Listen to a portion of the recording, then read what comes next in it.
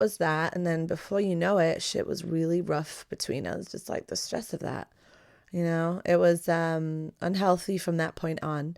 I had a friend who at the time was my best friend. I considered her my best friend. She was around all the time. We met at work prior to me even meeting my ex, actually. So she was like one of my sisters.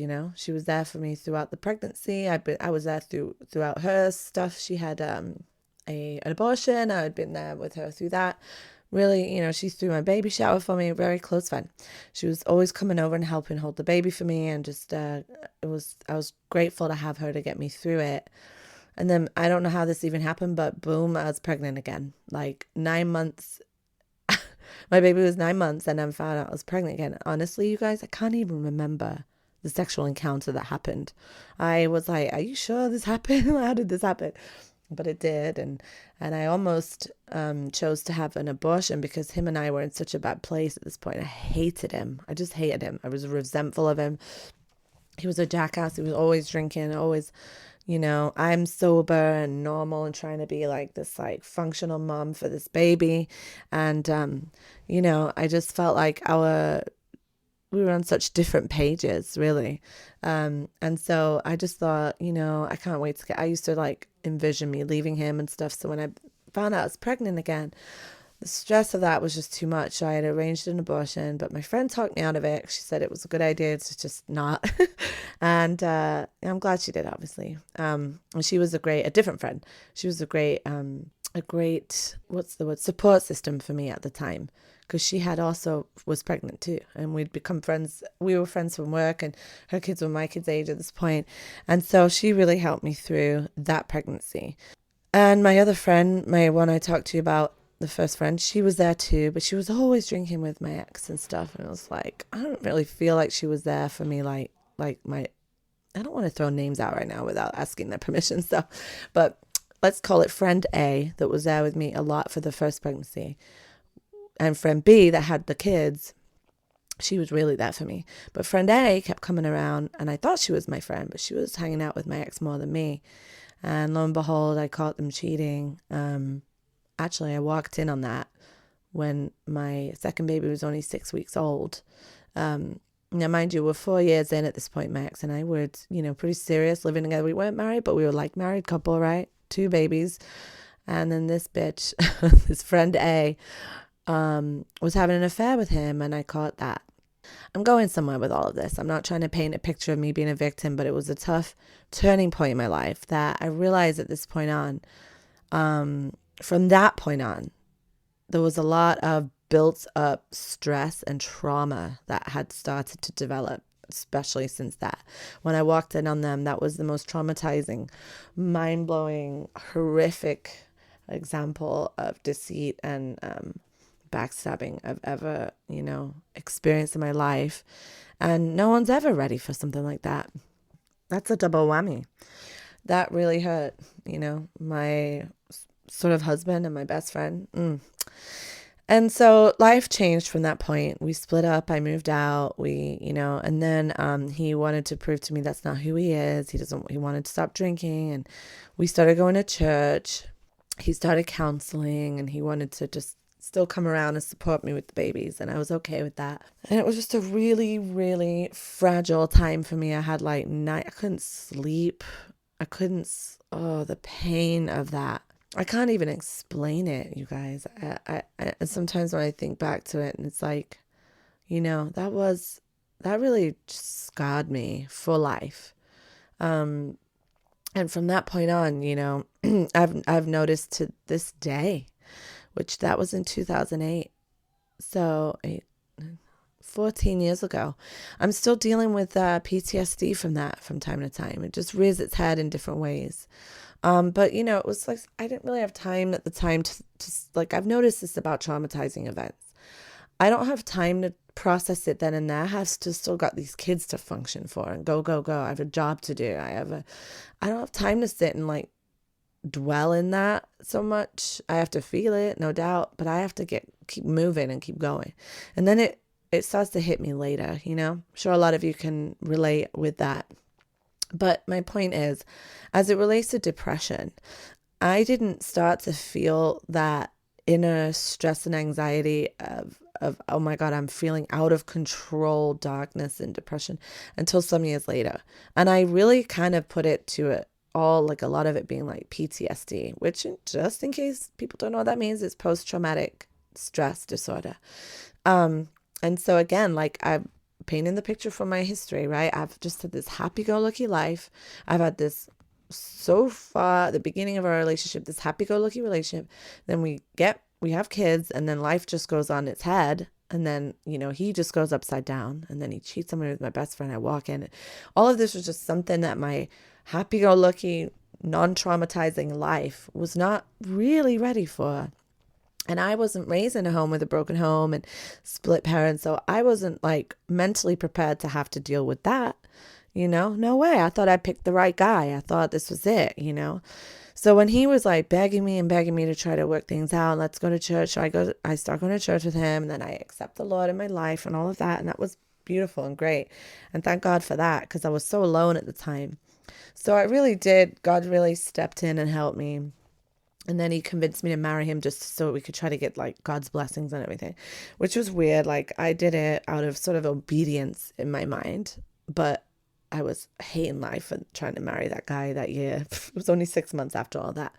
So again, it was just a very 2008 was one of my least favorite years of my whole life, because it was just like, here I am supposed to be happy and getting married, but I'm marrying this guy who's a piece of shit who just cheated on me. And I wasn't really connecting the dots to addiction so much at that time. I just thought he was a piece of shit, but it really was him and his addiction, So his newfound sobriety and living life as a sober man was the focal point of our lives. And the sober person he became, or was, I got to know this new sober man, and I loved him. Actually, I thought it was just great. So I did give it a chance, and we worked really hard at counseling every week. And I know that it can be, it's challenging coming back from some infidelity, but it can be done if two people try hard enough, But it was painful, very difficult and very painful, and our relationship was never the same.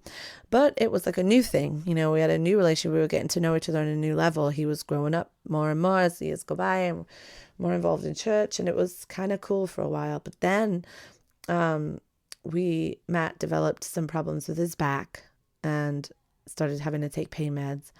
And the stress and fear that came along with that was too much for me to bear. And that's when I started having my newfound anxiety attacks. It all started coming back again. Not phobias, but just the same, like I'd find myself in the bathroom, like hyperventilating, and just like the fear was just too much. The stress of everything. We'd taken on, he'd started a new career, and we had horses. Long story, he was doing like equine therapy. So we'd gotten a property with horses in the back. So we were having to take care of horses. And then I got pregnant with my third kid, my son. So this was like 4 years after that. So the girls were like 6 and 8, right? Or 5 and 7, sorry. And so I get pregnant, and anyway, no, 4 and 6. So it should have been a happy time once again, but it was also stressful and scary. And I don't know. I thought it would be a good idea to have a third child, and of course it is, right? I have 3 amazing kids, but at the time it was terrible. Once again, we should have just left it at 2, but it is what it is. And the stress, and again, once it came on from that, was too much. I started to go to the doctor and say I need meds, but I was pregnant. So I actually at this point had said, I'm afraid. I was driving down the freeway and was like, I don't think I would care if I went off the edge of this cliff, like the freeway by the beach or off the fire. I wouldn't even care. I wouldn't care if I crashed right now. Like those were the feelings I started to feel that I'd never felt before. Like the stress was becoming just too much. It almost was like I had just coasted through, church had helped me process some of it.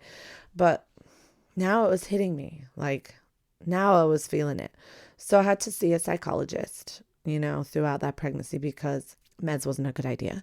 So, which was cool. But I do feel like hormones, I was 32. So like hormones, later pregnancy, all added to that additional, like it felt very hormonally driven, very irrational fears, and, but it was something I dealt with in the past. It was like rearing its ugly head in a new way.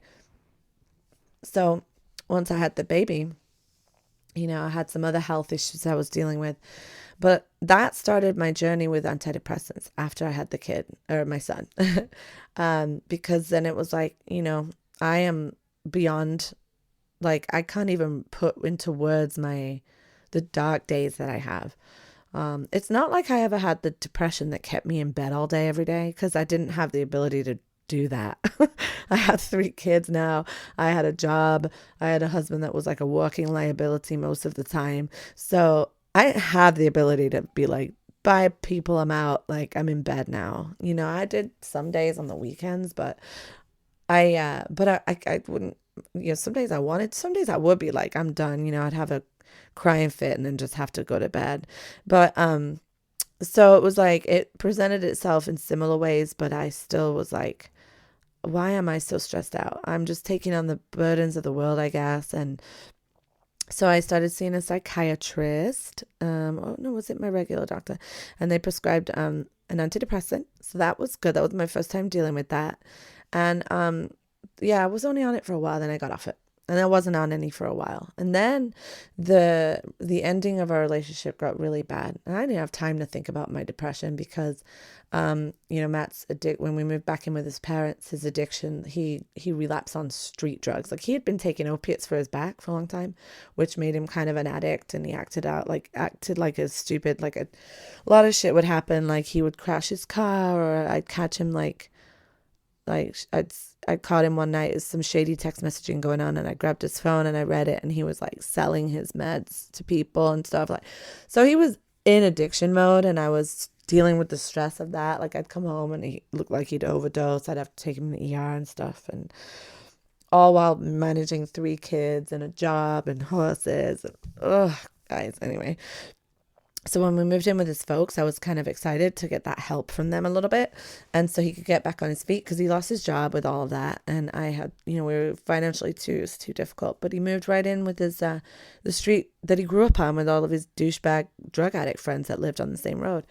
So it wasn't before long. He didn't have a job. He was waiting on this disability thing coming in, and boom, he starts hanging out with these guys, and boom, before you know it, I could tell he's tweaking and using speed. And then it just started. He was just a full-blown heroin addict after that.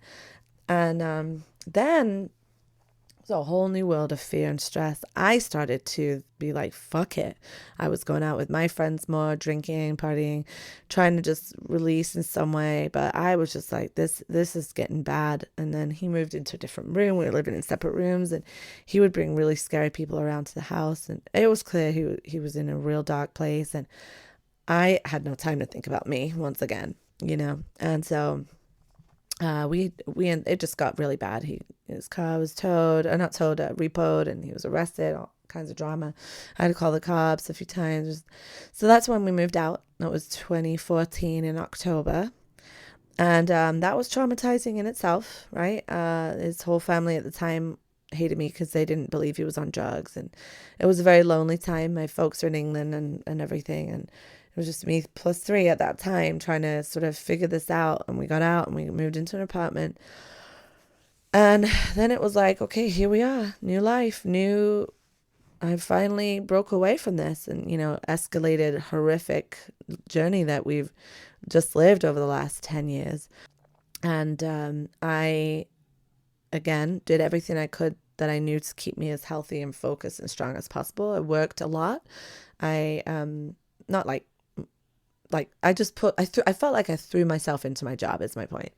I was always with the kids doing something at church, or we were in recovery groups. I really worked hard at trying to keep everything really good for them and positive, and so that they didn't feel too traumatized by the whole thing, right? It was more about them at this point, not me. They were only, like, my son was just not even 2, turning 2 that month. And then the others were 6 and 8. So the girls were 6 and 8. My 8-year-old obviously blamed herself for the whole thing. And it was very, very, very stressful and horrible. And then, again, I could have easily self-destructed, melted into my bed. And, some weekends I would do that, but I usually just drank. And just, try my best to keep happy and busy with the kids and really just take myself out of it and just make their lives as good as possible. And I started dating guys here and there, nothing crazy. But then I sort of started dating this crazy guy, and he was a little crazy. and he got me pregnant by accident. By accident. I should have aborted it.